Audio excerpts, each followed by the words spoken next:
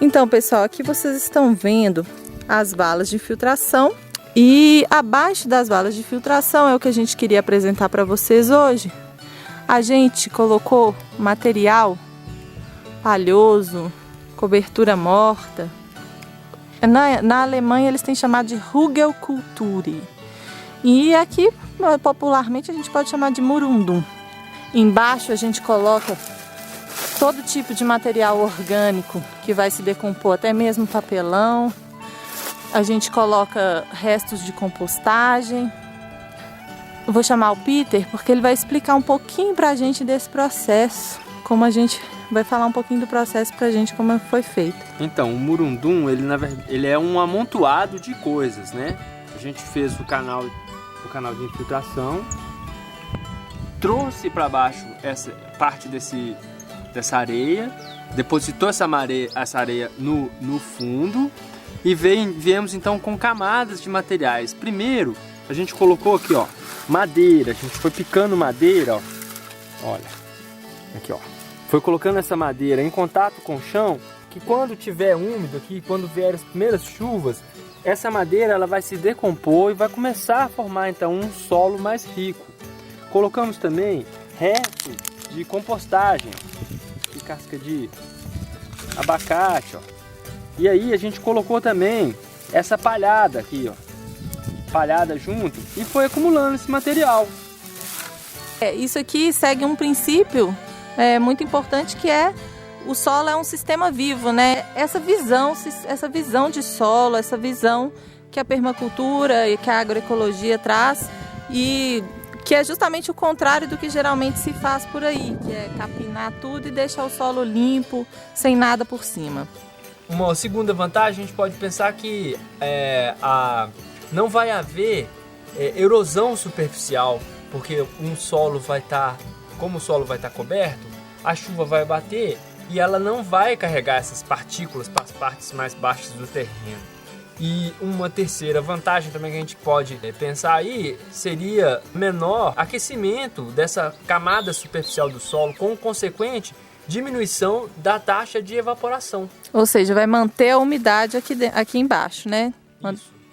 E ficar mais sombreado e mais fresquinho para as plantas. Isso vem da observação da natureza, que é um dos princípios da permacultura.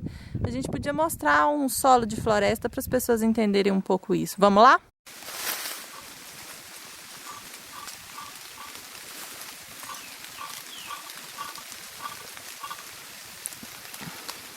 Então, pessoal, agora a gente está aqui numa outra parte do terreno, aqui num lugar onde já tem uma matinha que já é mais antiga, e a gente vai ver aqui como que o solo aqui é diferente do solo de onde estávamos lá ali perto da construção, né? O que a gente pode observar é que ele é cheio de folhas, né? Que são as folhas secas das árvores, que elas caem e elas começam a entrar em processo de decomposição. E aí se a gente observar com muito cuidado, a gente vai ver que ele é mais escuro, ele tem raízes, olha só, um monte de raízes aqui, ó. Esse material ele vai se decompondo, ele vai se transformando em um solo cada vez mais rico, olha só. E o que acontece com a umidade aqui? A umidade não tem para onde ela correr com grande velocidade, porque ela vai querer escorrer aqui, mas ela vai encontrar sempre obstáculos pelo caminho. E então ela não vai para o rio com a mesma velocidade que iria a água numa areia pelada, né? Uma areia sem cobertura, seca em cima, né? E a cada dia que vai passar aqui, esse material, a tendência dele é ficar mais rico, criar um solo cada vez melhor. E com isso a água se infiltra também, né? E abastece os lençóis freáticos, as águas que ficam aqui subterrâneas, né, ao terreno, gerando, por exemplo, a criação de árvores como essa. E aí você deve estar pensando assim, mas criar um sistema desse, um sistema permacultural, permanente, abundante, deve dar muito trabalho. Eu não tenho esse tempo, eu não tenho isso, minha vida é muito corrida. Olha, gente, eu vou te dizer que a permacultura tem uma série de princípios em que as soluções são pequenas, lentas, graduais. e que criar um sistema desse não dá trabalho. Um dos princípios da permacultura é: se você está trabalhando demais, ainda não pensou o suficiente. O que significa? Significa que nas nossas sociedades pré-industriais, a gente dependia muito do trabalho da força humana. Nas sociedades pós-industriais, na nossa sociedade industrial e pós-industrial, a gente depende muito, todo o trabalho, toda a energia, tudo aquilo que a gente precisa depende de combustíveis fósseis.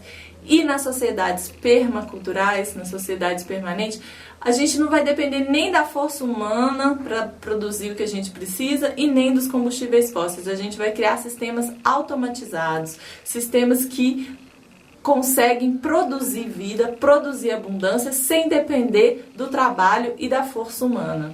Não é maravilhoso isso?